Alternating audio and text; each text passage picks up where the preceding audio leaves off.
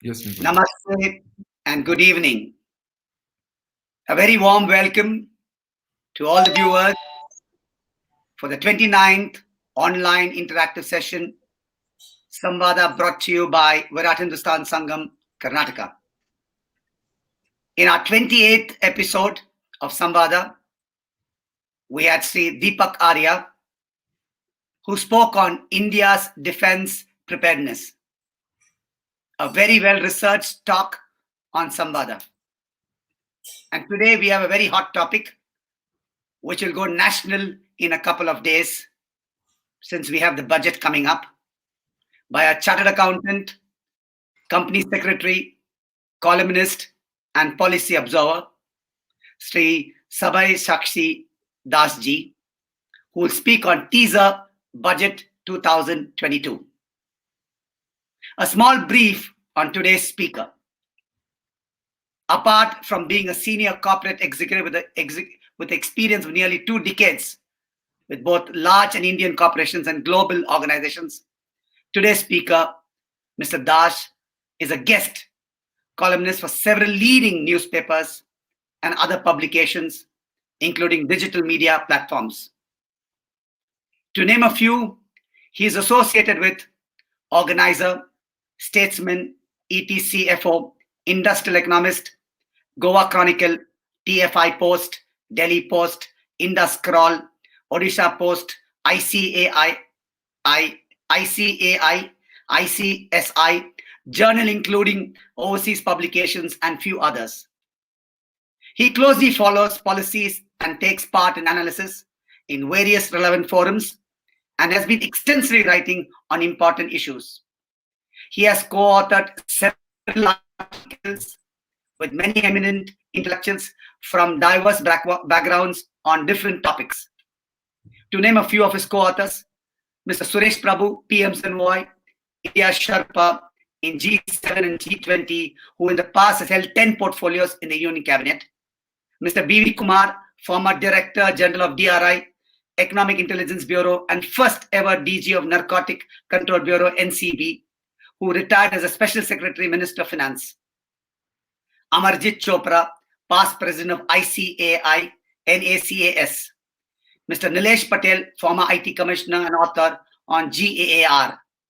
Patabi Raman, leading financial management consultant, public speaker and author of best-selling books. Also author of Prime Academy, a prominent CA learning academy. He is currently co-authoring a book on major banking scams in recent decade, which cumulatively almost shook the country's economy. I now welcome Sabyasachee ji. I also am joined by Mr. Gopinath ji, Tejas ji, and Pranjwal, our co-host. I now invite and request our guest, Sabyasachee Dasji, to start this evening's program with a talk on TEASER 2020. Over to Sabyasachee ji. Thank you. Thank you so much, Nikunji. It's a sheer pleasure to be back in this forum. Not long ago, I had the privilege to be talking on VHS platform. It was in October, and it was on a slightly different topic, but obviously that was not around budget. So that was on regional disparity.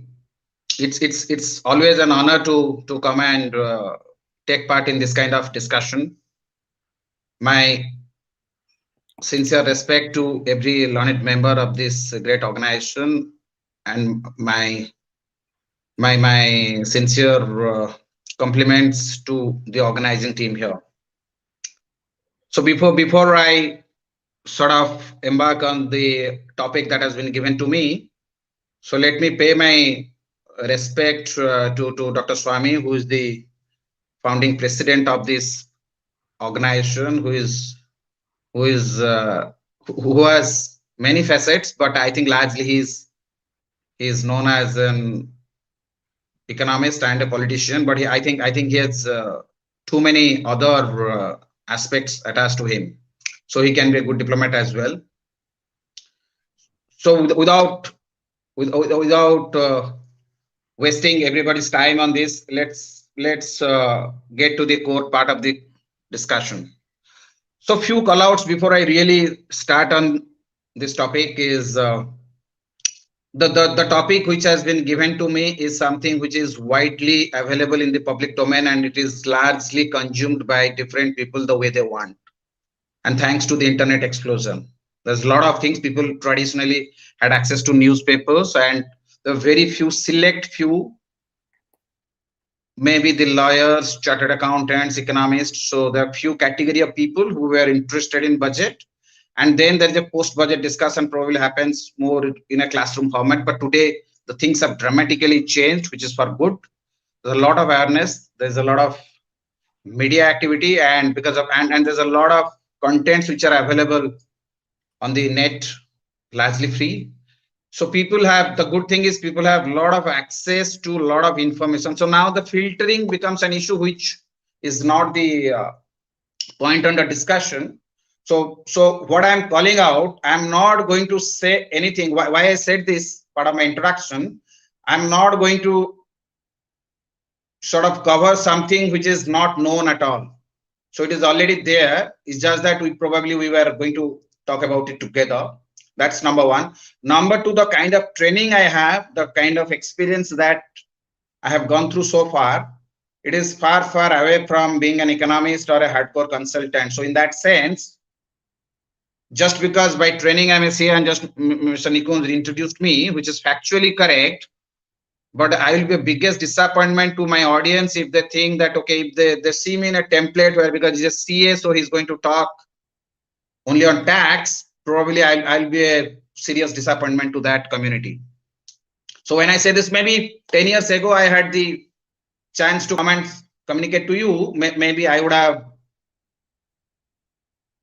restricted myself to ranting on tax. While tax is an important part of any budget, but I think there is much more to it, and probably let us try and look at that.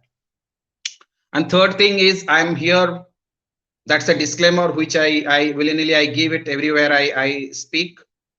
I'm here purely as an individual, so I represent myself. I'm not associated with any political party or any group, or not for that matter the company I work for, so I'm not representing. So therefore, I'm here purely, absolutely as an individual in my individual capacity. So now the topic which has been given to me is budget. The title what has been given is teaser budget 2020. So it should be budget expectation technically to be correct, but doesn't matter. I think everybody is sensible enough to understand that because budget still couple of days to go. So budget is yet to come. But what is already there is the expectation, the not just the lobby making groups, even different trade bodies, different industry associations, even individuals, consultants. I mean, there are number of people, number of groups who have outlined what they expect from this budget. So in that sense, by and large, we have a fair sense of who wants what from this budget. So now, just before we get into the specific, we all know the budget, like any budget, it deals with both revenue as well as expenditure. So expenditure includes both planned and non-planned, and the revenue, obviously, the finance minister, when spells out the budget in the floor of the parliament, she is going to tell that what is her plan, how much she is going to collect under which group, whether tax, non-tax revenue, and even the borrowings. So now very quickly, it will be little unfair if we don't talk of FRBM. Before I got into this room, I was talking to a few people. So I said I'll make a reference to the FRBM. Why FRBM is essential? Because FRBM Act, it came in 2003. Jaswant Sinha presented that act, but somehow it is in a slumber for whatever reason we all know. And Mr. Chidambaram is the first, I would say, competent person as a successor finance minister. So he criticized heavily this. And when he criticized, he was referring to, if I stick to this FRBM, because FRBM, one of the objective is to keep the fiscal deficit under control. So that means you spend less. If you spend less, your commitment to social expenditure gets impaired. And therefore, he said, no, nothing doing. We're not going for that. And for whatever reason, and it is not just Chidambaram. I just for this to set the context I said, but I don't think any government thereafter, since 2003, I think a lot of water has flown under the bridge. Even 2007, due to recession, it had to be suspended. And encasing the ex-bureaucrat and parliamentarian is still reviewing this act even today as we speak. So FRBM, the two things it says, he says it has many objectives, but the two major objective is to keep the fiscal deficit under control, which is paying at 6.8 to 6.8% today, which is ideally should be 4.5. And the other one is it empowers RBI to manage the inflation. So both are not favorable to us. Partly we are not in control, and that's I refer to the pandemic which has engulfed the whole world, not just us. So now the way I intend to structure this conversation is not, I don't have a PowerPoint presentation. So all I have is I would, as I already outlined, that I'm not going to restrict myself only to tax as and when it comes. So we will talk about tax, but tax is not the pivot around which my discussion will revolve around. So I have selected a few sectors. Few of them have a reason why I have selected, few of them are random, and that I'll tell why I did that.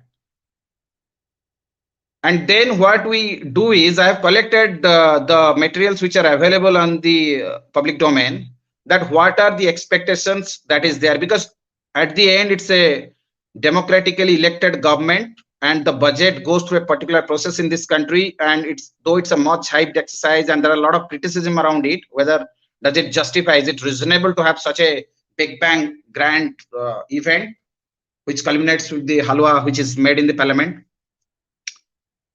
I mean, keeping that aside, there is a lot of consultation process which this process involves. So which means government, irrespective of the party in power, so the tradition in this country is to listen to the people, and listen to the people obviously not directly. You listen to 1.3 billion people, you listen through the representative, through the groups. So some people are sensitive to the term lobby, but I think that is the term which is widely used. People are familiar with this conversation. I hope they don't mind when I use the word lobby.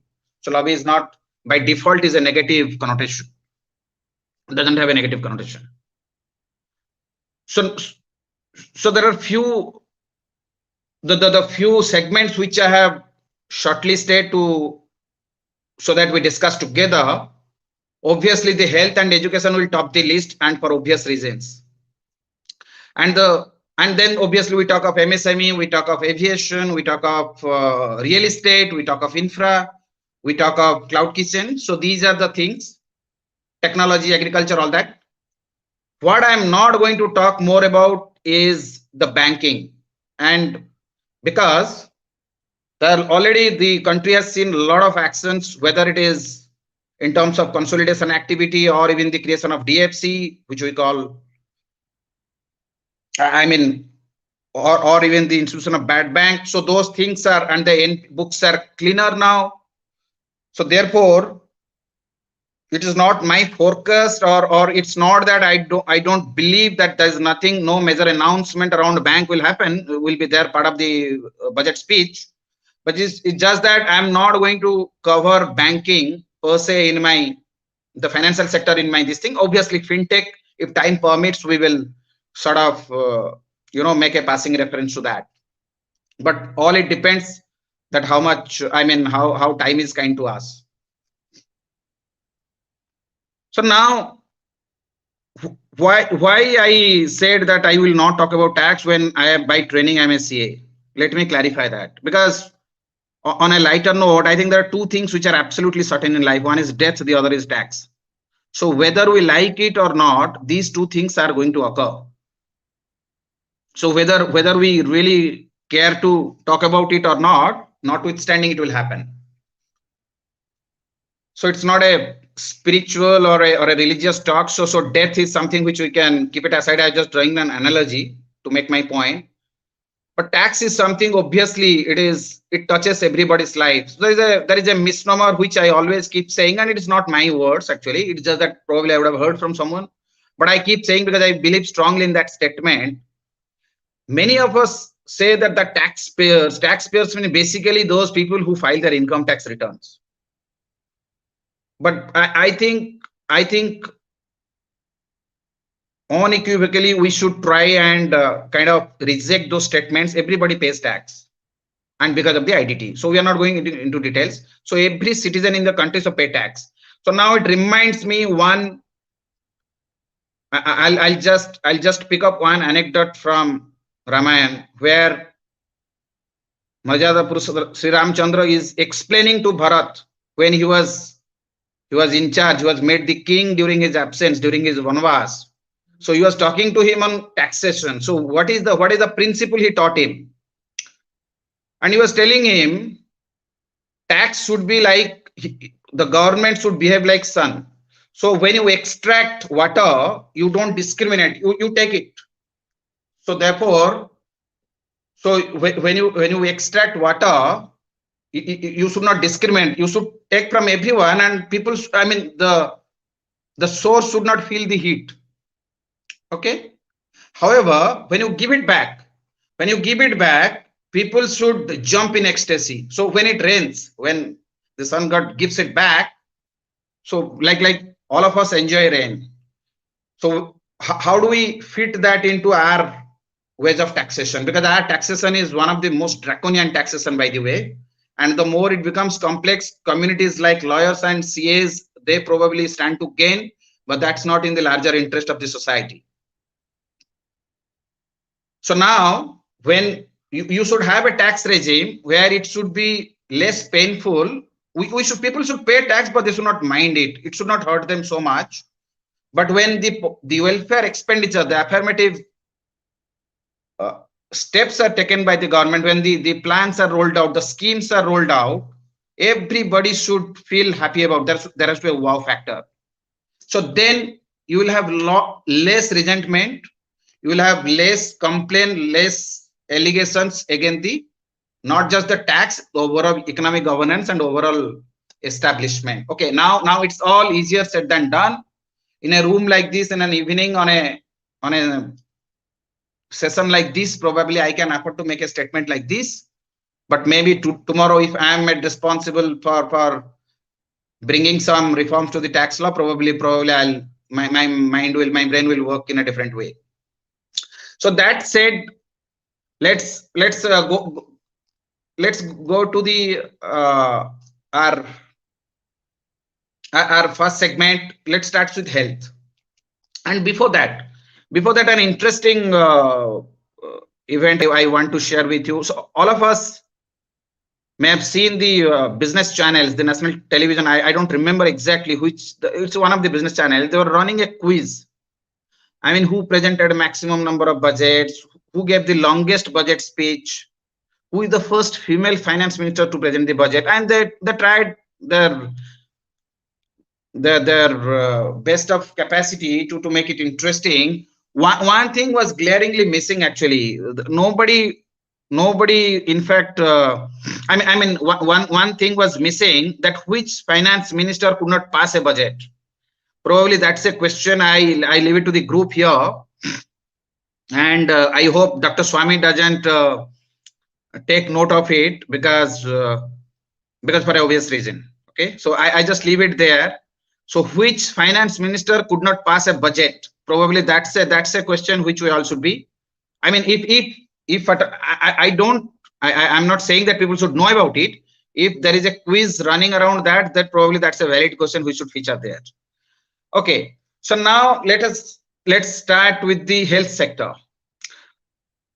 So regardless the sector, now the new mantra, the new slogan which the current government has taken is transform, reform, and perform. Because they all are self-explanatory, and we are not sort of I don't need to explain the phrase, the expressions.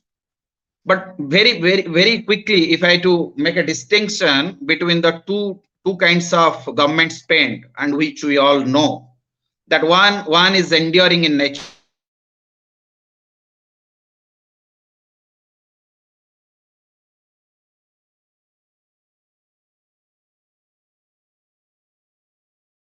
One is because always a good Sorry, there's a call coming. So because good politics doesn't result in good economics. But irony is the people who are responsible for the economic governance, they're primarily politicians. It's incidental, they might be economists. So if Dr. Swami becomes the finance minister, so his primary passport to that office is he's a politician. His economist will be his second what do you call the identity. So that's the way we have been operating, and I think that is universally, that is what is. I mean, just forget about finance. Like anything, suppose tomorrow who becomes civil aviation minister, he need not necessarily be a civil aviation expert. He need not be a pilot. Similarly for defense, he need not be a military general. That's not how we operate. So therefore, the point I'm trying to make here is, it is the political class who by default are not bad. I'm not trying to demean or make any derogatory statement about the political class, regardless the political party. What I'm saying, the people who are in charge of the economic governance, they are primarily politicians, and the politicians, obviously they will have political interest, because apart from many things, the predominant reason is they have to go back to their constituents every 5 years or 6 years, depending on the cycle, and they're accountable. So therefore, they have to sort of strike a balance. They have to strike a balance. So they cannot simply keep hearing to the consultants or who are very dispassionate people who are who sort of see things in a very, not just academic, but even otherwise what is very idealistic or in the best interest of the country. All the template, probably that they hear, though they might be hearing them out, but it's not necessary. Finally, they will go by them. So there will be an element of politics in any major actions or initiatives taken by the government. So with that background, let us go to the health. Why I called out this slogan, transform, reform, perform, because that is the cornerstone to every policy measures that is being taken by this government today. So even a lot of government programs, you can see this banner is loud and clear in the behind. So in the background, you can see that is just popping up. So that's a brand which this government is building, because this government is, I mean, notwithstanding who says what about the government, this government has one strength, and that is their commitment to the reforms. So now the question is whether these all are infallible reforms like demonetization, whether these reforms are really the best possible reform one could have had. Probably these are a very different narrative, different discussions. But whether this government is open to reform, probably the answer is yes. Even people who are ideologically opponent, even people who don't subscribe to the political thought process today that is ruling us, even they would say that yes, this government has sort of embraced reforms. And I must say here, even much before the COVID, the pandemic, the onslaught of the pandemic, there are various structural reforms this government already embarked on. So, and it was only natural we could not experience the benefit, and in the next few years probably it would come through, no matter which party was in power. Any person, 91 BJP was not in power, but with the whole world knows 91 was a watershed moment for this country, and thereafter we became an entirely dramatically different economy. So therefore, to give due credit to the government of the day, this government is more or less, with their limitation, many feel their economy, the finance is their weakest department. I also personally agree with that. But it is not just finance. The labor reform this government did. The GST was brought by this government. So therefore, there is a lot of the public sector, the PSBs, public sector bank consolidation happened by this government. The land reform, they were doing it, but it had to be aborted because of political reasons, we all know. So therefore, there are, and obviously COVID has come in a wrong, I mean, there is no right time, wrong time. Obviously, anytime it comes, it is bad. But when this government was in second stint, they were sort of, everybody, the expert community were thinking that they will pick up some transformational steps. Probably that is when the COVID came on the way. Okay, so now let us quickly go to the health sector. So I have just collected my thoughts as my reference point so that I don't get distracted. Okay, so now any segment, okay, whoever has represented their interest before the finance minister, so the expectation can be bucketed, summarized into 3-4 things, not more than that, not less than that. One, they want a simpler compliance, I mean governance system. They pay less tax or tax holidays. They want subsidies. These are the things, because basically they want some comfort and the access to the credit. Okay, these are the 4 things we all know. So because these will be the thumb rule for every segment. So it doesn't matter which is the segment who is representing, but these are the common parameters on which we will have our conversation. Now we probably would try and articulate that what are the things government may do depending on the different aspirations which has been put forth by the respective industries. So now health, let us not see it from a prism of an industry, because what this COVID-19 has left us today has left us in the sense the state the state of affairs it has created for us. So health has become the priority number 1, no matter whether it's a central government or a state government. Obviously, in the context of central government, it is central government, because state governments were just not sort of ready to deal with the challenge of this scale. Okay. Now I'm not trying to create a divide between center and state. Obviously, the topic is for budget and is the central budget, so I'll restrict myself to this central government. So now everybody, irrespective of the sector, so they believe that government should there has to be more outlay for the health. So now when you do on the health outlay, that's a very generic statement. So what exactly we want? So today, bulk of our, okay, so now if you see historically, the budgetary allocation for health sector has been significantly skewed towards curative treatment. Okay, so which means the preventive things has never been on the priority. And obviously COVID created such an atmosphere where by default you need to kind of immunity building, immunization has become a new normal, number 1. And in the and also if you see the genetic profiling of the medical conditions and even otherwise, there are a lot of reports, a lot of analysis which find the moment you emphasize on the preventive healthcare, obviously it will not only increase the longevity of the human of the person concerned, it will also reduce your curative medical cost, because India is a price sensitive market. India doesn't live in Delhi, Bangalore, or Bombay, these pockets. Still, India, there are a lot of people who do not have access to basic medical facilities. They cannot afford basic medical device or even drugs. Vaccination is a distant dream.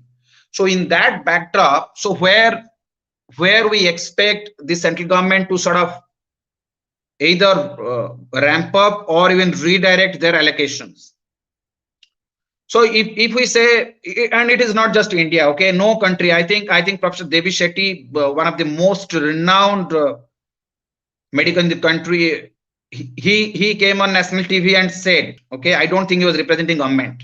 He said, no government on the no country in the planet will be capable to deal with a disaster of this scale. So therefore, just because our governments are or we as a state failed to sort of contain this pandemic doesn't mean that there is nothing being done.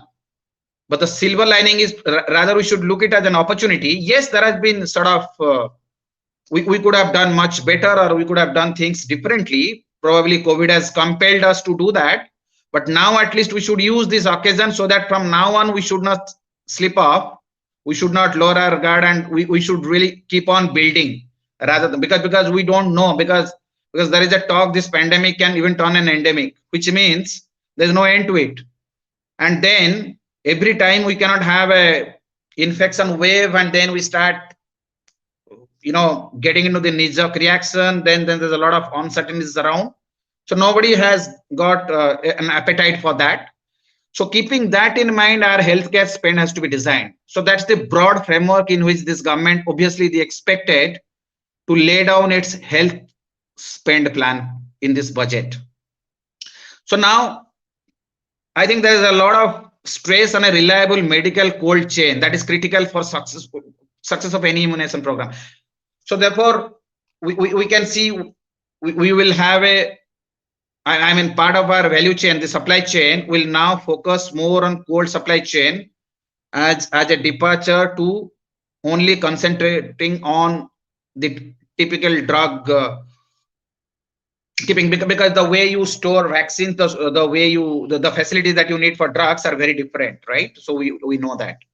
So the third process is this medical cold chain can be separated from the commercial refrigeration, and one of the ways to deal with it could be to reduce the GST rates. Okay, because I told you in the beginning that we will bring tax as and when it is required, not that we will make it tax centric conversation. So because tax is a weapon in the hands of any government anywhere, okay, they will use it like RBI has got monetary policy, the government has got fiscal policy, which the tax is the major instrument in it. So if they want to give more money in the hands of the people, they will reduce it. They want to suck money, so they will just increase it. So now here we want people to spend more on, or not just, okay. So here healthcare means it's a very unique sector, right? Where the customers and the consumers are different. The consumer is the patient, the customer are the doctors. Okay, it is suppose I am the patient, I don't decide which medicine I will have. It is my doctor will decide, my physician will decide, depending on the nature of the case, I mean nature of the disease. And in that case, so we have to refer both communities, and of course the business community, or everybody. Nobody wants to pay tax. Nobody wants to pay higher amount of tax, so to speak.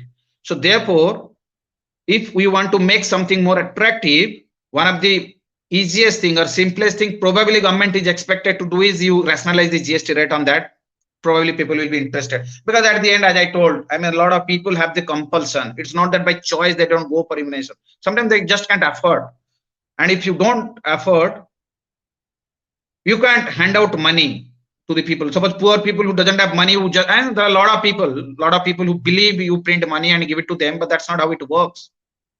So basically you have to sort of, either the rich pay more, then government runs all these mega programs, like 80 crore people today in this country, they have free ration, so that when you and I go and fill our vehicles for the at the petrol pump, so there's a bigger hole in our pocket. So you can't eat the cake and have it as well. If we want our country to be a healthy country, where we want our majority of people should have access to the basic medical facilities, not the sophisticated, may not be sophisticated facility, but at least the basic ones, then there has to be some sharing, and that sharing comes in this form. Okay. Now, the second important element in this, the medical device, and majority of it, even today, we import it from outside. And when we import, obviously there is an import duty, the customs duty, what we call otherwise. So that's a big element to the transaction cost. If that can be rationalized, probably that would also boost. Because today, here, what is the context? The context is how to make healthcare popular among business and the consumer community. If that has to happen, obviously government has a role play, and that government role play is in terms of tax. They have to rationalize the tax structure, so that the incidence of tax goes down and becomes more affordable. Now, obviously, the last point is PLI, the production linked incentive, which is one of the best rollout since last year. So here in this field also, I mean, it's already rolled out last year. If the scope can be expanded, then probably that would be welcome. Okay. So now in healthcare, let us include few other things which doesn't come within the traditional definition of healthcare, like wellness, nutrition, like yoga. Okay, I mean, there are a lot of people in this country who openly make fun of gurus or whoever demonstrate or try to advocate yoga. Okay, to name, let me take Baba Ramdev's name. There are a lot of people who are on the street, I mean, they don't, They pass strictures about him. They make a lot of things. But it's irony that many of them now they have embraced yoga. Now I'm not getting into whether because they criticized yoga, so Ramadev, so now they have to do yoga because of pandemic. That is not a link I'm trying to establish. All I'm saying, for whatever reason, whichever way, so now that has become a reality. It's a new norm. Staying fit, staying healthy has become more consequential than ever before. And now we need to do everything possible. You don't need to be advised by your doctor just before going into ICU bed that these are the checks and balances you have to have if you want to live longer.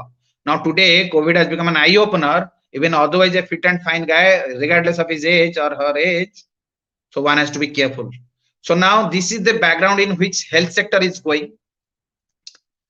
So now obviously we spoke about that there will be a shift from curative to the curative will continue, but it cannot be overwhelmingly skewed towards curative. So slowly we'll see the government would sort of take a turn towards the preventive healthcare.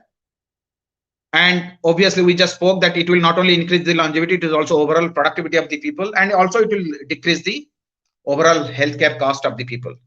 And now the tax exemption and all, obviously we all discussed that. So overall, to sum it up, the health sector, we can expect significant outlay by the government. And I cannot say thanks to virus, but that's a fact because of the pandemic. So I think as a country, we are notorious for not committing required amount of money on health traditionally. No matter whichever government, including the current government, we are not. Even as after pandemic, I think our budgetary allocation was not more than 2.5. Okay, we sort of allocated a big thing for the big chunk for the vaccination program, but that's a one-off. But I think we should get into a pattern of increasing our health spend year on year, so that because at the end it's an healthy India which will be mighty India, not otherwise. So with this, let us switch on to the education.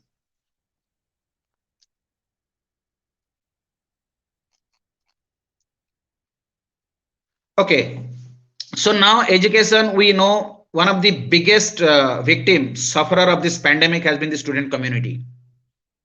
Whether it is the basic education or the higher education. For adults like us, either who are working at home or who have an office to go, they have engagements. If somebody doesn't have anything, at least he can sit with his drinks. But what the kids do, nothing. So their screen time has exponentially gone up.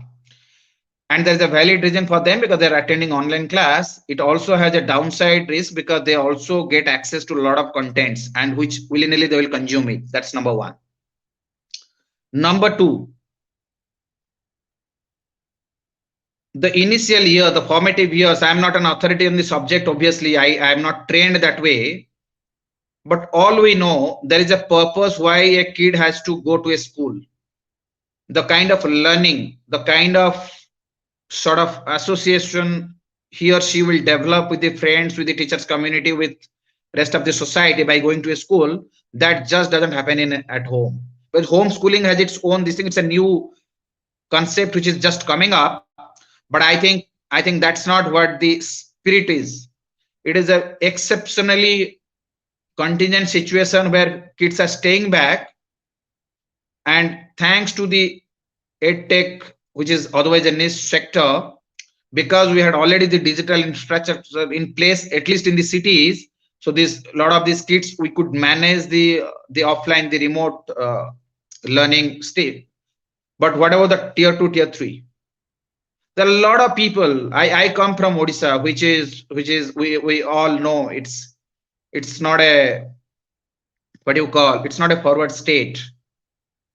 Even in place like Bhubaneswar, when I go, the people who come as your domestic help, okay, they also have kids. They are supposed to go through their learning process.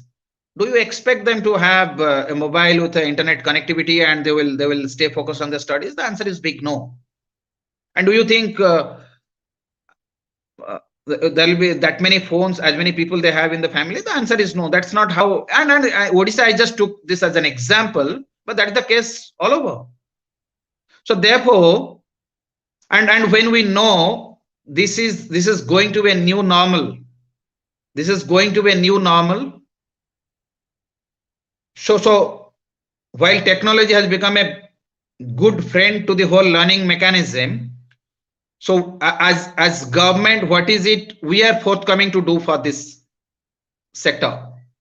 So I think heavy commitment on the digital infrastructure, which will not only be disruptive, it has to be revolutionary in nature, because that is something immediately, instantly government should make it available.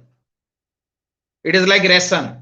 People must have, you can come up with mechanism. I'm not a competent person to comment on how do you sort of control, like I remember when internet was made available free in the railway station, people started consuming all sort of filthy stuff in the railway station.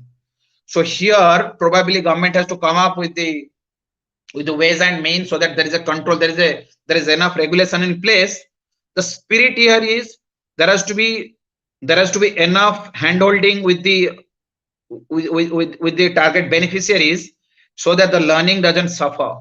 And if the learning suffers, I will make a statement here. There are a lot of elderly senior people are here, but bear with me, we are spoiling our future. We are impairing their, not only the learning, even the ability to earn their livelihood, no matter who is destined to what. If nature has been cruel, if 2-3 years they last, that 2-3 years is a perpetual loss. So we, with human intervention, all that we can do is we must do. So that is where probably budget 2022 is sort of expected. If it doesn't happen, that will be really it will be to disappointment to many. The government should make some big bang announcement, and it has to be really rolled out with all sincerity, so that the student communities are helped out. I just said this remote learning, which was a forced alternative, now that has become a preferred mode education. Okay, because today even I as a parent, I keep getting notification whether you are keen your child ends up coming to the school. So that means it's a choice. Okay, because beyond a certain point, it's not just government, it's all stakeholders have to do their bit. Okay, now no, I mean it's a common sense that like during a war, the people who are into making arms and ammunition, their CAGR grows up. Okay, while the war ravaged countries or the states, they go through a very difficult phase, but still there is a section of people who mint money that time. So similarly here also, the edtech the groups, obviously they have grown leaps and bounds, but then we can't complain about it, because they are the new normals. So now how do we regulate them?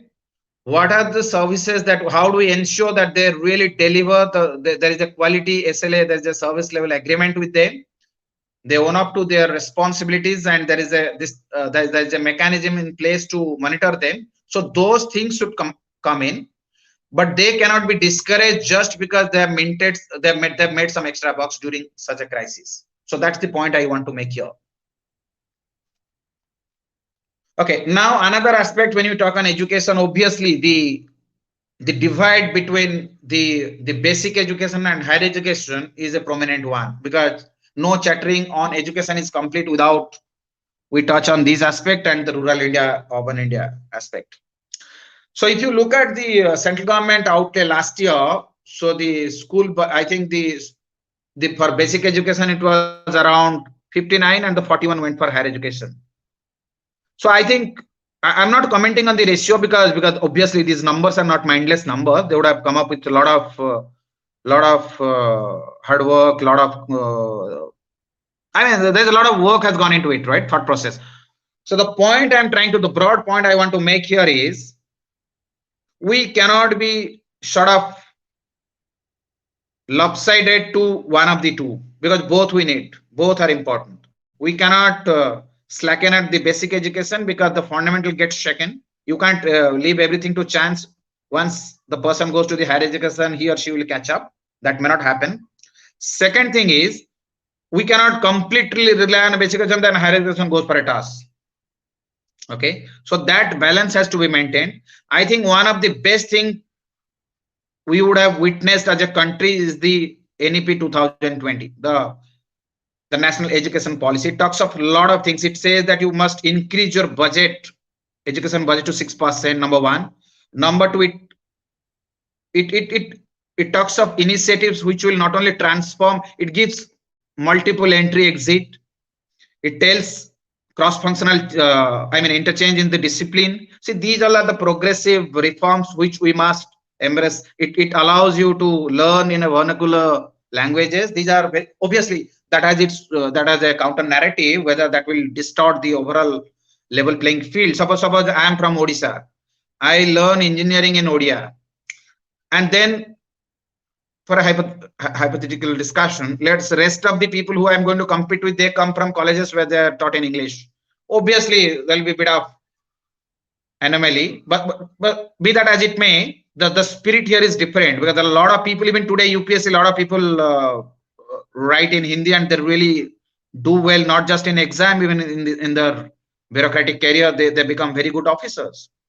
So there's the obsession with English language is not something, the point I'm making. All I'm saying, obviously, we should not go carried away by something which will hit us hard tomorrow. That's another thing is very important. Like for housing, we have an exclusive dedicated bank like National Housing Bank and other like HDFC, all that stuff, right? Because there's a particular sector which we wanted to promote, so we encourage through a dedicated banking institution. Similarly, here, if we can have a national education bank, because we have to, the traditional education loan is outdated, it is obsolete. Okay, it is not mark to market, number one. Number two, it has not the kind of offerings the banks have today. They are not at all even close to the aspiration of the students community, not far away from the best in class in the rest of the world. So therefore, the government has to intervene. We have to have exclusive financial institution which will only cater to the students community for the higher education. Another thing, before I move on to the next segment, during pandemic, there was something called a fee financing which came up. So that ensured there is no disruption in the genuine cases just due to want of money. But at the end, any affirmative measure that we think of, we conceptualize in a country like us, we cannot, I mean the guiding principle should be the economic state of affairs what majority of the people have in this country, and they all are either low income or middle income. So one, God forbid, one serious medical incident in the family wipes out the entire savings, let alone education. So life first, life comes ahead of education. So how do we sort of create the insurance, so the assurance? Now there is a lot of space for public-private partnership in the insurance sector. Today, a lot of multinational companies, they are reluctant to bring their global assets to India. Why? Because they know it is a promising market in terms of selling their volumes, but this is not a market when they can realize their earnings. And as we know, the multinational, they spend bomb on their research. The kind of people they employ, they don't come free. Okay, they are very highly paid executives. And obviously, through your products or service offerings, you recover all that money. And this is not a place where you can make money. So it's a catch-22 situation when India becomes, I mean, India in center stage in different ways. But at the same time, just because our purchasing power of our masses are still jeopardized because of the faulty policy decision for decades, still the country is not able to achieve its due in the global stage. Today you cannot negotiate with the companies. Today when our delegation goes to another country, there is a business level delegation meet, and these all are give and take. Dr. Swami very religiously deals with it. Very simply, he puts into others the audience brain. Like let's take the case of Americans. They just believe in give and take. Simple. So it's all a deal. So therefore, what is it you have to offer? I can't say that I will sell all my products today. Let's take the case of pharma sector. Today we have 20,000 plus companies operating in this country. Many of the Indian companies they're exporting. India is known as world's pharmacy. But can we say that all the high-end specialty medical drugs, I mean the medical products are being sold in India? It is not the case, because you just can't popularize it here, because we have not, the insurance penetration is very low, and the people, even after diagnosis and even if they're prescribed by the doctors to have that medicine, they just simply can't afford. So what is it government can do? The government can always intervene, and through budget, this is the best occasion that you bring insurance. You make it mandatory. Oral, the dental science, which is otherwise supposed to be the gateway to your overall, what do you call, health. So today that is a discretionary spend, but that's not how it has to be. If you want to make a very comprehensive and a holistic health program, then each sector, each segment, financial, non-financial, therapeutic, non-therapeutic, every aspect has to be looked into. And because we are a country where we still have not experienced the privatization in its true spirit, which again has its own plus and minus. So we are not sort of we are far behind of our peer group countries. So it's very easy to compare with the other countries who almost at the same time they got independence, where we stand, where they stand. Okay, but what we conveniently forget, the kind of baggage that we had, the kind of population, the kind of heterogeneity, the kind of diverseness that we deal with. I think we all will agree there is very few countries, or there are almost no countries. Okay, they have to deal with this. So therefore, with that consideration, we can see what best can still be managed. And all this I'm doing. I'm not a government spokesperson, and I'm not representing any political party. I'm just trying to be sort of understand or internalize why things have not worked out in this country.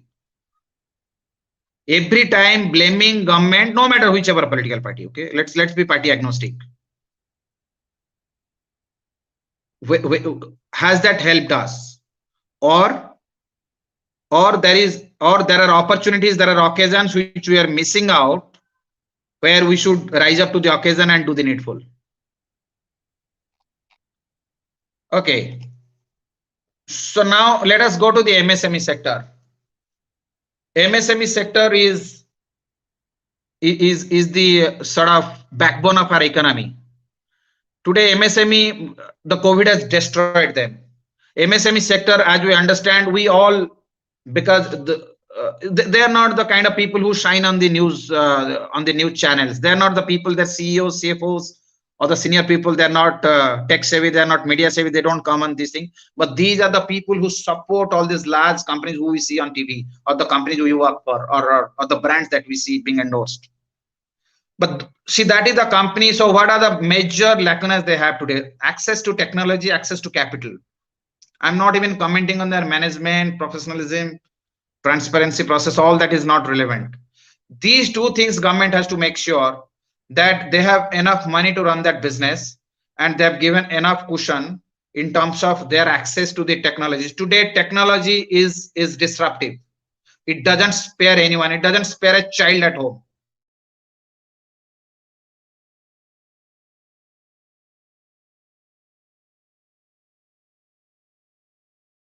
When I say this, the child has to pick up even the basic to his or her classroom. So therefore, MSME, it's very important. So they are sort of, the government handholding is very important, because they got almost they almost got eliminated in the whole process, because continued shutdown, the demand got into a slump, entire economic activities were shut down. So they are not the large companies who are sitting on the cash, piles of cash, who can just cover their expenditures. These are the people who are hand to mouth in terms of business. So for them, it's the operating cycles are very small, very less. So they sell, they get money, so they don't have enough working capital cushion. So I'm not saying government has got a lot of free cash to distribute, but we can always ask, because these are the people who employed 11 crores of our population. These are the people who will make our Make in India and Atmanirbhar spirit successful. Otherwise, it is easy for politicians to make some grandstanding in the floor of the parliament, or in a podium, or in a TV channel, or any consultant, or even a person like me who has this kind of an opportunity where at least some people are listening to me. But my contribution in terms of making India Atmanirbhar, let me call that out, is nil. Whereas an MSME, even the smallest player, so he is not only is a partner in the nation building, he is giving shape or implementing our mission statements. Unemployment and underemployment, these are the two problems, traditional problem India is fraught with. And how do we sort of deal with it? It is not that it is not everybody will get a government job. Everybody is not cut out to be a software coder who will go to some foreign countries and have a gala time. No, I'm sorry, I'm not,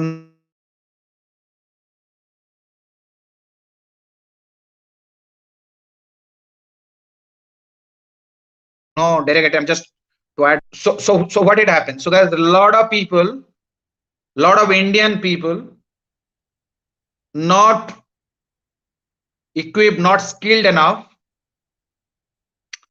have not gone through the professional education like you and me. When I say you, most of the audience here, they're not English speaking. Obviously, they all get sort of employed with this sector.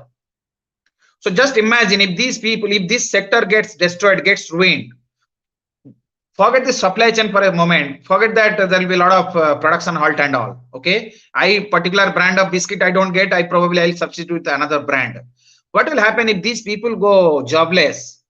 What will happen to their families? Their kitchens will stop. And the people, when they don't have job, we all know that the ultimate culmination is the civil war. We are talking of number of 11 crore. That's the official number. Number could be well above that. So if these are the kind of people, I'm not saying all entire population, the workforce will go jobless. So on an immediate basis, they need handholding. Because the MSME sector is not a sector which we can avoid. There is no, what do you call, there is no headroom for us to wait. I mean, for government has to, as a part of stimulus package, there was a lot of announcement, but unfortunately, I don't think that got rolled out the way it was supposed to be, the way it was envisaged. And we all know that it doesn't work in the year one itself.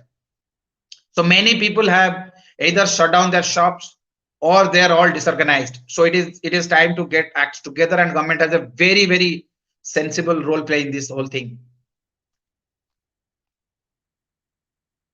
Now, just a few numbers. So this is the sector which accounts for 48% of exports from our country.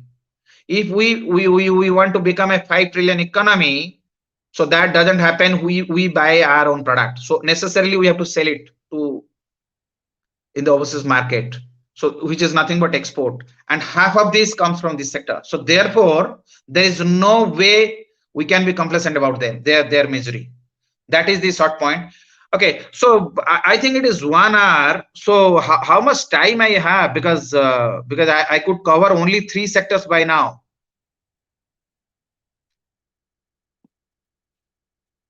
You can carry on, please. Okay, thank you. Okay, just before we, I think I need to pick up speed because probably I was not conscious of the time. Then the GDP, in terms of GDP contribution, this sector accounts for 30%. If you see the anatomy of our sectoral contribution, the pie to the overall GDP, there's a primary sector, there's a secondary sector, there's a tertiary sector. Primary is nothing but agriculture, mining, quarrying. Then a secondary sector, which is all the industrial activities, real estate, all that. Tertiary is service. Now we all know the service sector is expanding leaps and bounds. Okay. So when service, it is a good thing. I'm not against service. But then we all know as a country, we are bestowed with natural resources, and we are a country with a lot of people, particularly youth. So we take a lot of pride in achieving those, securing those demographic dividend. So therefore, if our country GDP mostly, the majority is getting sourced from service, okay, I might still say that my people are rendering service, but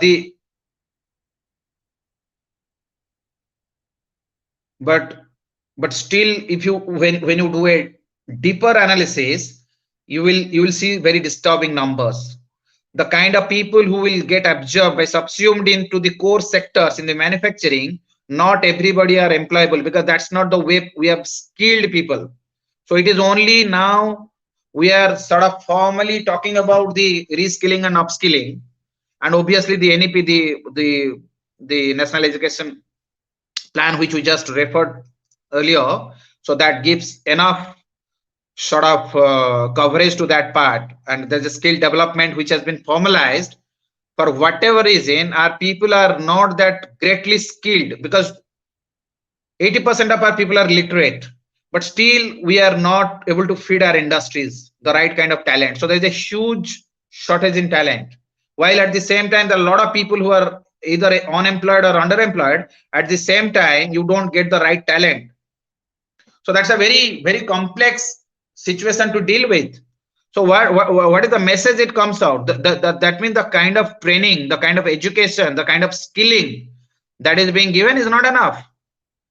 So I might go on opening private medical colleges, engineering colleges. Again, just to put the context here, I'm not against any private institutions. I'm a great advocate of private. I myself, for my living, I work for private sector, by the way.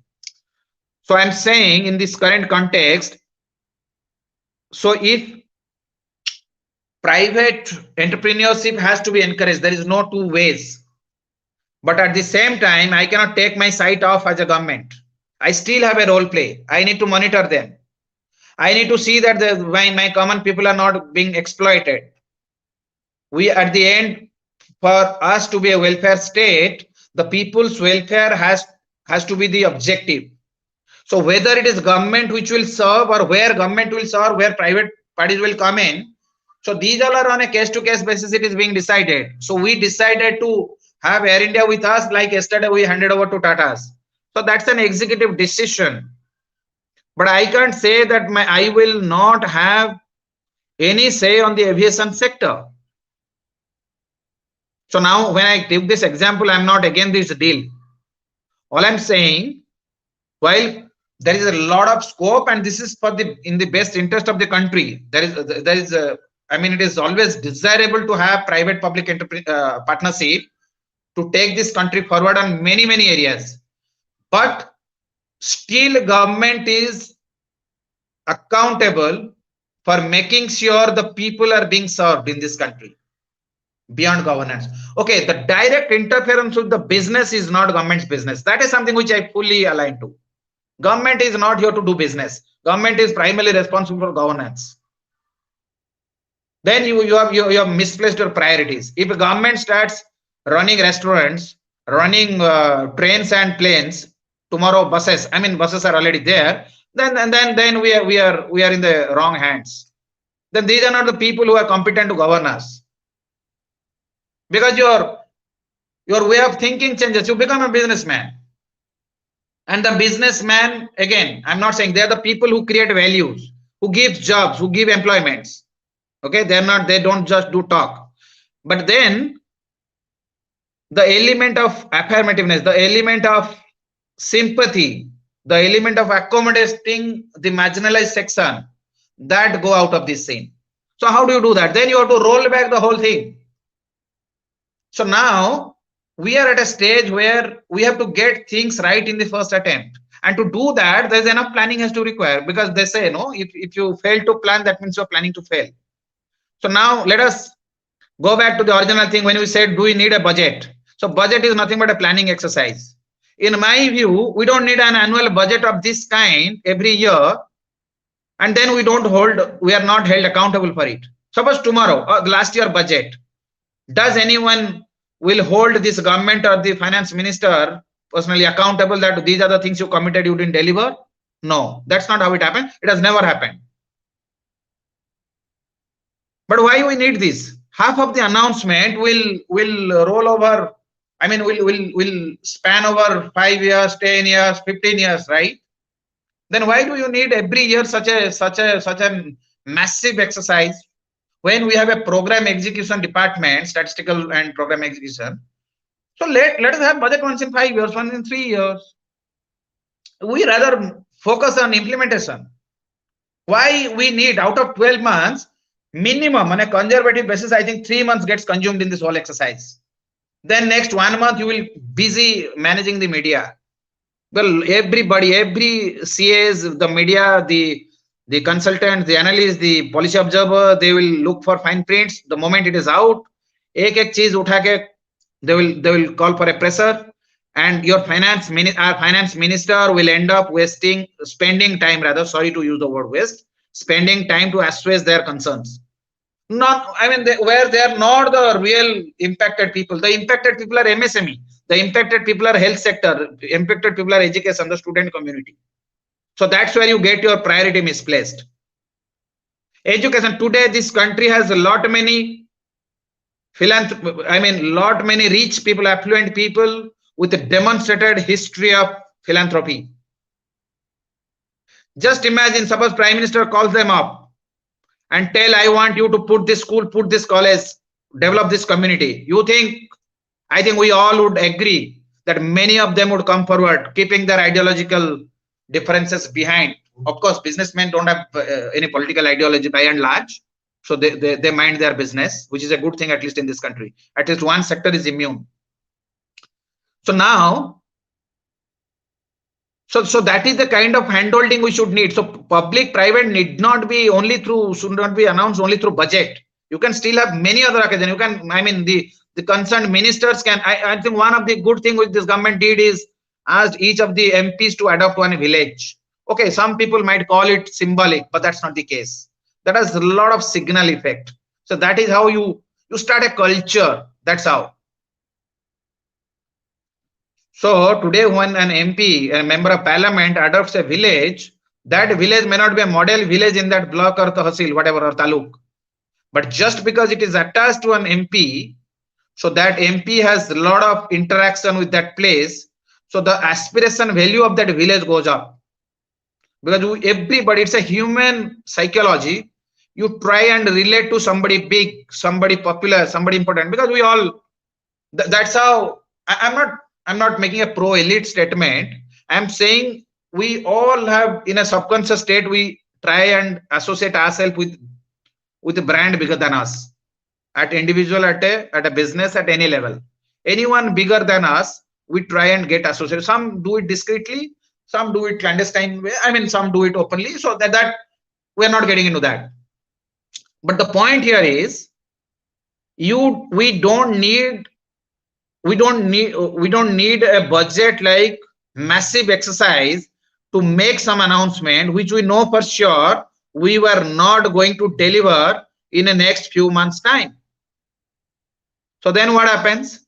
Then there is an interplay between politics and economics. Then who are taken for hostage? It is the welfare of the people, welfare of the state is the victim, is the casualty, right? So that is what it does. So now when there's a lot of data in place, there is a lot of ideas, there are a lot of materials available, there's a lot of, it is not that things are very hazy, uncertain, we do not know what to do. I think people are more or less clear that what has to be done, where we're lacking, which sector should get higher attention. So if people like us, we know, the people in government, they don't know, obviously they know, because it's the ways of working, the baggage that we have inherited And lastly, that is where I hold this colonial hangover. These I think it is high time we sort of put all these things behind. I think some of the practices they have junk, they have jettisoned. Because there are a lot of things blindly we have been following because we have been told to do this. Now, one good thing, this merger of railway budget and general budget. Today, nobody talks of railway budget. So does that mean the railway is not, there's nothing happening on that in that space? No, it was not necessary. It's very clear. The kind of resource, the kind of time it was, I mean, management time, resource it was consuming, probably that is being put to more productive use.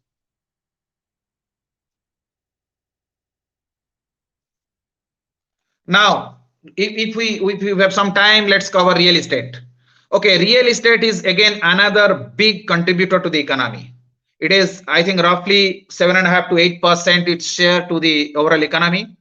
And real estate again has been, it was anyway facing issue of unsold inventory, and it is largely nothing to do with COVID. Even prior to COVID, there was a lot of issues, and now the clamor is you readjust the definition of the affordable housing because it's for obvious reason. A house in Bombay and a house in, let's say, a smaller place like Kanpur or a place in Gujarat are not comparable. So therefore, you cannot have standardized. You can standardize, not the value. Okay, so that capping has to be adjusted.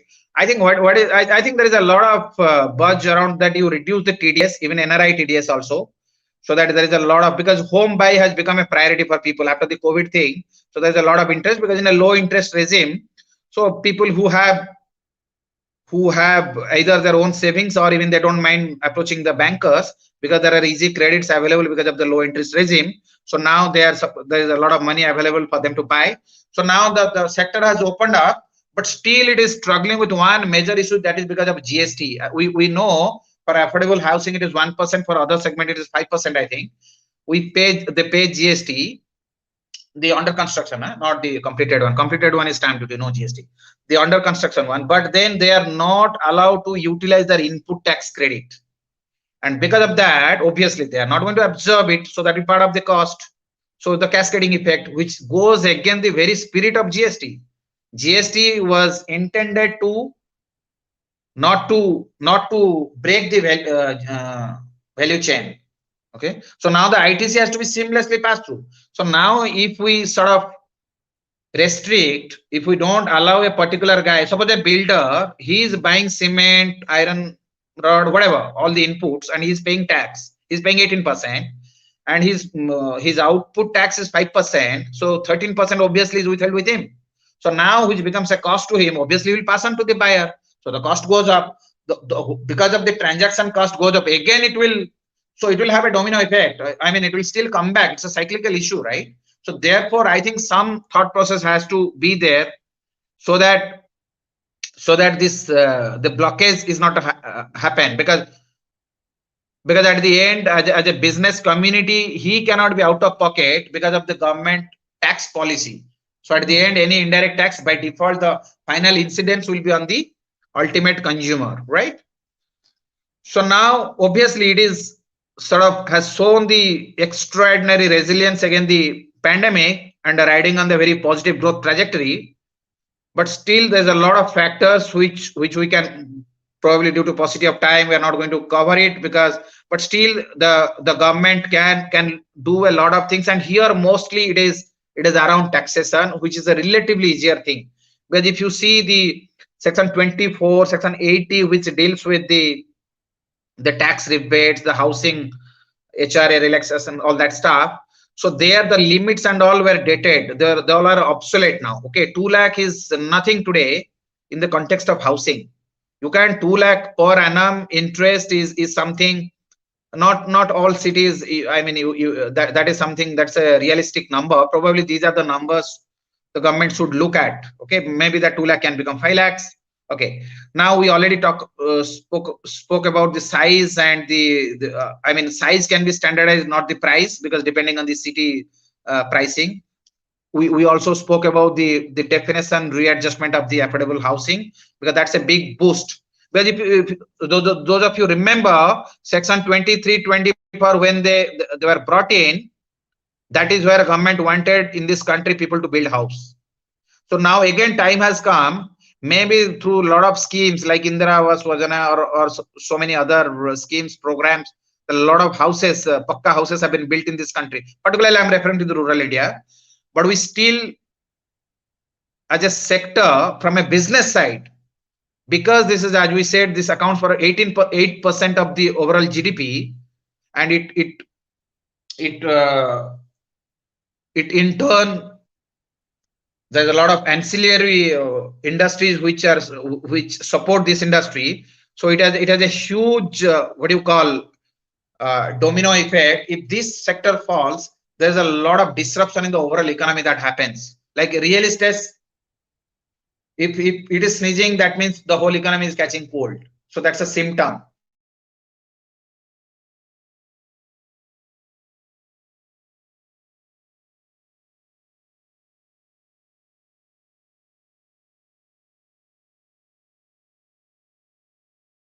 Obviously, other lines of business, or they are otherwise rich people, they don't have just this business, but that is not a factor to be recognized.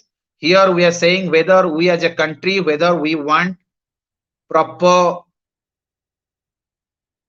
modern housing facility for our people or not. If that has to happen, then obviously we need to sort of handle with this sector.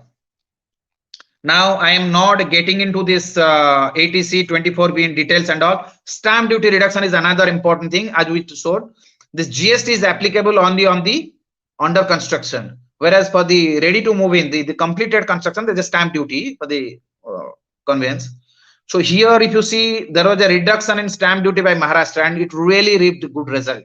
If that can be mirrored to the other states, probably it can do wonders. Because unsold inventory is it can be the worst thing to happen, because all the fence sitters would be quick. They'll jump into buying, because the people who have some money with them, and it is not very difficult for them to organize. It's just that they have to make up their mind. They just need one trigger. They get a news that stamp duty, let's say Karnataka state has reduced. You will see there's a huge spike in home buy. And that is what will sort of stimulate your further economic activity, all that stuff. We don't need to cover it. We all understand how it works in an economy. So it's all integrated. Okay. These are the major sectors which, if they go into slumber, if something big happens to them, then the rest of economy get collapsed. And that is something which we cannot take it. Because we're still, if one has to summarize the budget, what is that we expect? We expect it has to be long-term. There's a lot of long-term announcements which are enduring in nature. Job creation. The third is most important. How do you sustain 8+% growth rate?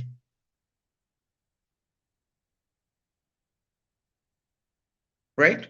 So there are several sectors like pharma, semiconductor, which has become which is a newfound love for the government, with the Taiwan and even South Korea, even US for that matter. We are partnering with, which are very good. We are getting into some free trade agreements with other countries. These all are in work in progress. These all are good things to happen. But at the end, to get our fundamentals stronger and robust, to bolster our position both in domestic as well as the overseas context, it's very important that we identify and address the concerns. We assuage the concerns of the major ones, because there is a saying, majority rule, minority protection. Even that holds good in economy. In economy, if there are 10 players, there's a 10 segments. If 3 or 4, they are the ones who are they're the big players who have a defining impact on the overall economy.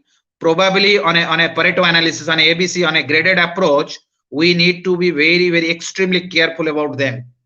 It is not that I'm saying that we got to be unfair to others, but we have to keep these big players in good humor. I might sound a bit radical, bit stupid to some, but I think that's what it is. These are the sectors. MSME, when I say big player, I'm not saying the big people are running MSME. No, these are probably very small people in the pyramid. I'm saying the sector. See, these are the sectors where we sort of need to kind of. Then another sector probably EV. I'm losing out infra because there's no time. EV, electric vehicle. Now, electric vehicle. Now, these all are aligned to our commitment to net zero. So how does it happen? This climate change is something which has hijacked our peace.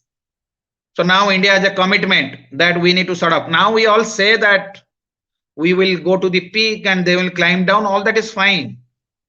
But we are also a victim of the extreme weather conditions. We are also seeing how the monsoon dependent crops have gone for a toss, and the agriculture, we have turned them inefficient. Nature has been cruel to them, and we don't have any consistent policy toward our agriculture. Today, when we talk of technology adoption, absorption, why agriculture is not on the forefront? I repeat myself, and I said this in my last talk on the VHS, and now I'm saying, Sam Pitroda once said, if the best of brains in this country, if they look after the richest of the country, that is hardly they represent 2-3%, then who will look after the poor people, the marginalized section? That is what is happening. Agriculture, again, I'm not trying to brush all of them on the same paint, because I have a strong opinion on this green revolution, which is a sham. Because green revolution was not supposed to be piloted only in 3 states and then doing nothing about it in the rest of India. Green revolution was not meant only for Punjab, Haryana and parts of UP. And we are seeing how they are returning. I'm sorry, I'm not making pitting one state against the other, but that's not how. I mean, you cannot pamper one particular state. Today, we all know this, the concession, the subsidies, the facilities which have been historically given under that scheme to people in particular regions. What is the kind of role play they have in the regional politics? They can take the central government for a ride. They have the ability even to make the sitting prime minister stranded on an overbridge, which India was on the news for a wrong reason. It's a back-to-back wrong news. I'm sorry to quote a wrong incident. We lost our CDS in an unfortunate accident, and then our prime minister was stranded on an overbridge. Just imagine, people will be laughing at us. I mean, while the first one is a pure accident, the second one is something. I mean, how can this happen? This happens only when we don't have a clear policy which is not biased and which is fair to all. Agriculture, we are sort of putting chilies in the eyes of the nominal farmers, landless farmers. They are just left to chances. You know, state like us, last time also I said I can't register, I have to repeat. Like my state, Odisha, my home state, they have quickly picked up from Tamil Nadu, the pioneer, the mother of this thing, the freebie politics. Today there is no laborer available to do the basic job. So how the farming activity happen? The farming doesn't happen. And the people are also not that mobile. So generally they have I mean, you see a lot of people from the state coming outside the state and working, but I'm telling in general. So they prefer to stay back there. So what happens? How do you sort of change that historical wrongs?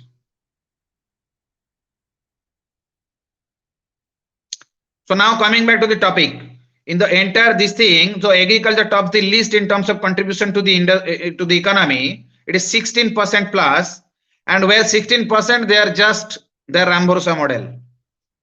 Nobody talks about. It's only 2 states. I'm sorry, but I'm taking the names. Something happens to Punjab agriculture, that becomes a news.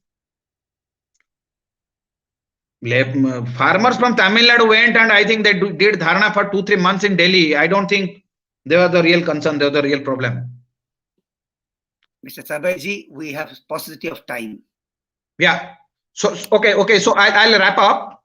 So I think the last point, if I have just 2 minutes, I think that is the sector I must talk. That is not startup. I'll talk of the supply chain. Now the COVID, among many things, what is the biggest damage it has done? Our dependency on our neighbor, that is mainland, has increased rather. The emotional outburst was that we will de-link ourselves from China, from others, will be Atmanirbhar, will be self-dependent, but I don't think that was supposed to happen overnight, and that will never happen. That could have never happened. But what it definitely gives us an opportunity to rejig our supply chain. So when I say our supply chain, so we not that everything we should be able to be self-sufficient, but we need to find other sources to get our stuff, because today in your pharma industry in this country, without API in large quantity coming from China, we will not be able to manufacture pharma. So then at one side we have the import dependency doesn't get diluted. At the same time, we sort of join the bandwagon saying that we will be anti-China. That's not how it works. So unless I have an alternative structure is in place, future ready, so I think disturbing the existing ways of working will be detrimental. So supply chain, to wrap my talk, the majority thing can be done through the free trade agreement and the import customs duty. Today there is a lot of and there is a historical reason to every tariff, but our import duties are in some of the areas, these are the highest in the world. So I'm not saying, so while the motherhood argument in favor of that is just to discourage the import, but that's not what it is.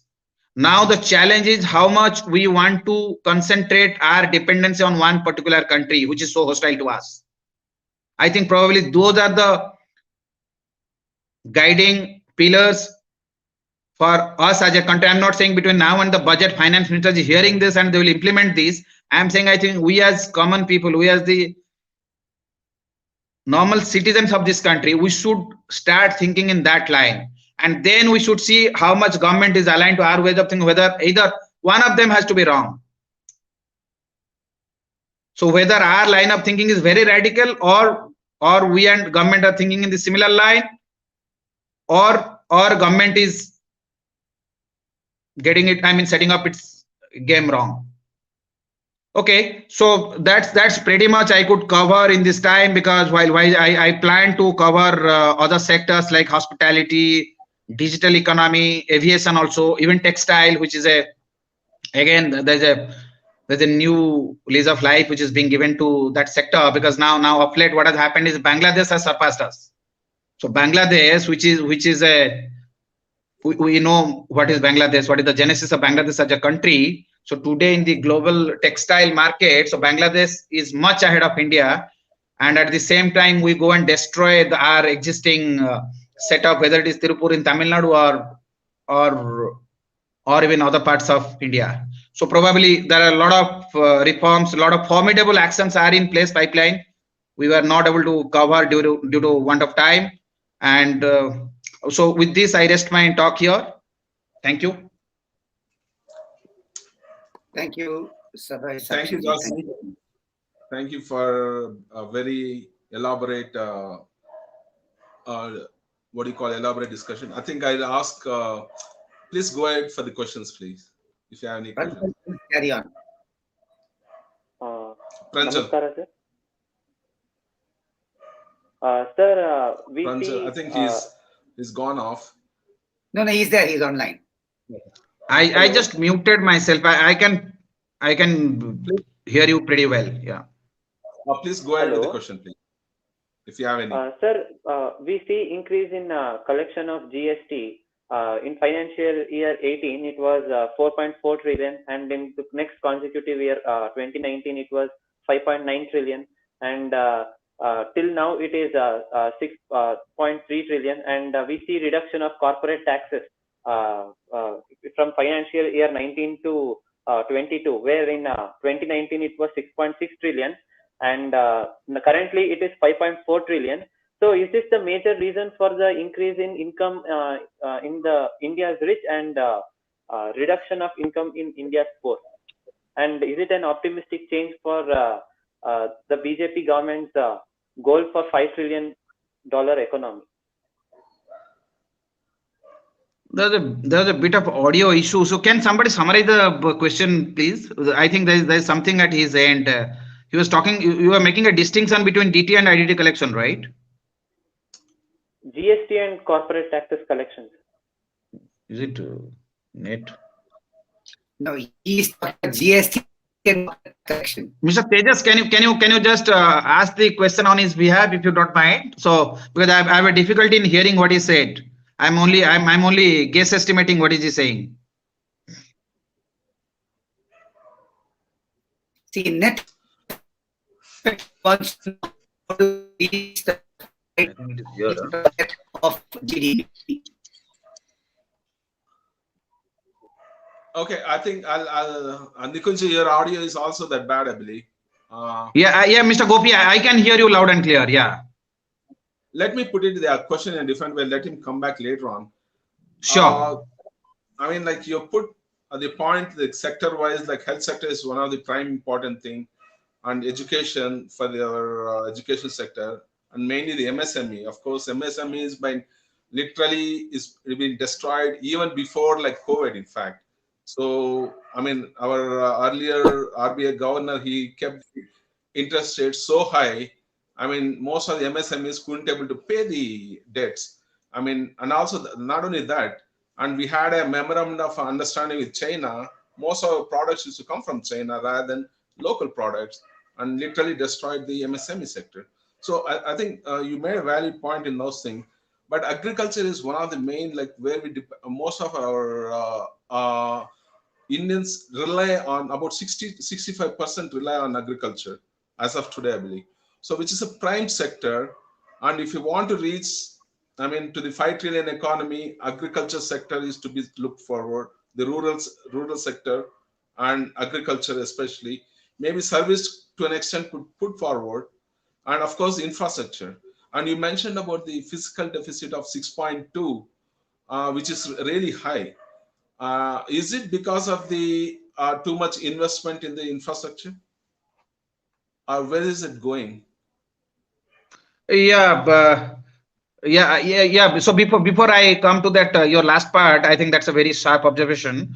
Yeah, I think what you just said are absolutely resonating, because without agriculture, because these are not the people, as I use the phrase, I think you say they are not the people who are signing stars. Okay, they don't come on a chip on their shoulder. So we don't talk about them unless they see, like farmers who come in SUVs who can hold the state for a ransom. Probably they are the farmers who are reckoning force, not the normal farmers who actually grow grain for us, on whom we live. So that's a travesty of justice. Yes. So therefore there is a lot of I think we as a country, we have few of the best of the scientists. There's a lot of research and innovation on the agriculture field. It's just that government priorities and the way things are rolled out, probably they're not yielding. There is some fault around that, so they're not yielding the desirable result. That's number one. Number two, I think the states, individual states, have, because of what do I say? I don't find a word other than any derogatory word, because of the dirty political MSP prices, right? Regardless of the party. So they are sort of, they never want this farming community to come up to the speed.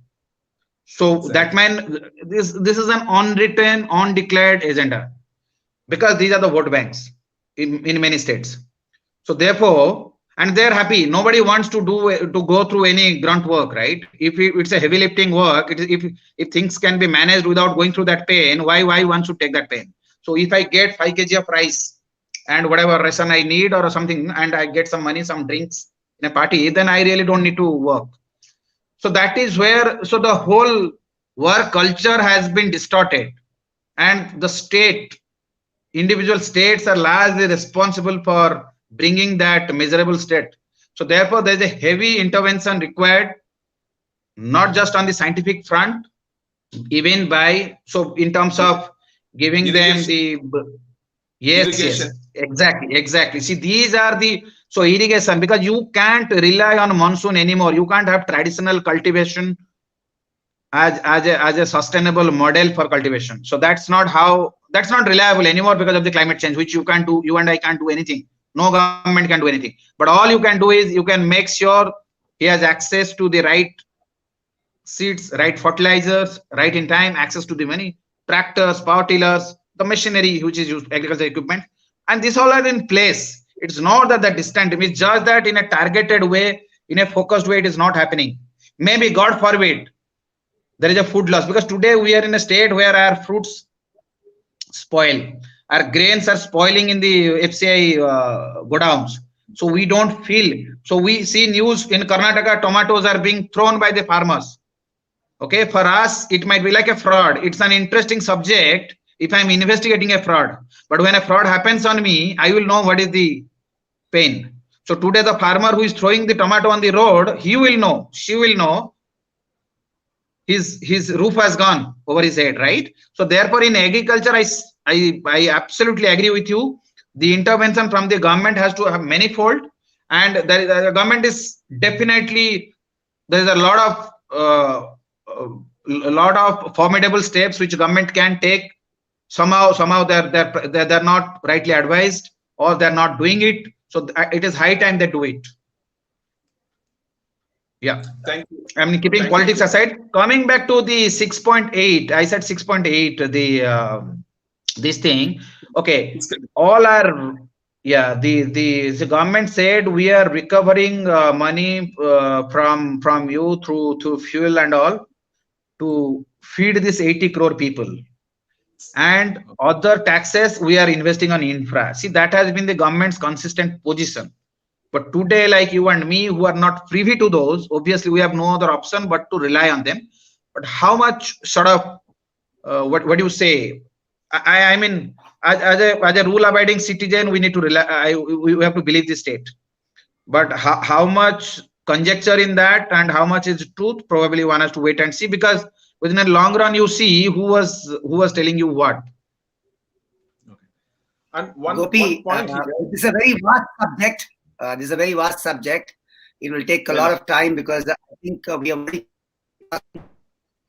there are too many questions to be asked. I think we need to end the program, Gopi. I think one last point I just want to make it rather, in the health sector, when you mentioned about like today we are getting the BPL card for 5 lakh rupees for what Ayushman Bharat card, I think, for BPL card holders. So APL card holders, they're getting around 1.5 lakhs or something, almost nil. So if government can think about this as an insurance policy, they should make it for APL card holders also 5 lakhs and maybe more, depending on a small remuneration. I mean, like a small cost, maybe 1,000, 2,000, depends on what the cost is. So if APL card holder can pay around 2,000 bucks or 3,000 bucks, they should be able to get that 5 lakh. I mean, like 5 lakhs or 7 lakh. If somebody wants to get around insurance policy of 10 lakhs, if you can pay for around, they can pay for 5,000 or something, as well as they're paying private sector, they can pay the government. I mean, government can consolidate everything, and massively we can turn from UK to Germany health policy.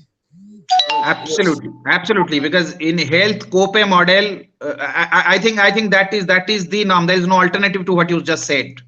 And last year, I just quoted in the beginning, and with this I'll end my talk. I wrote a piece in the Organizer.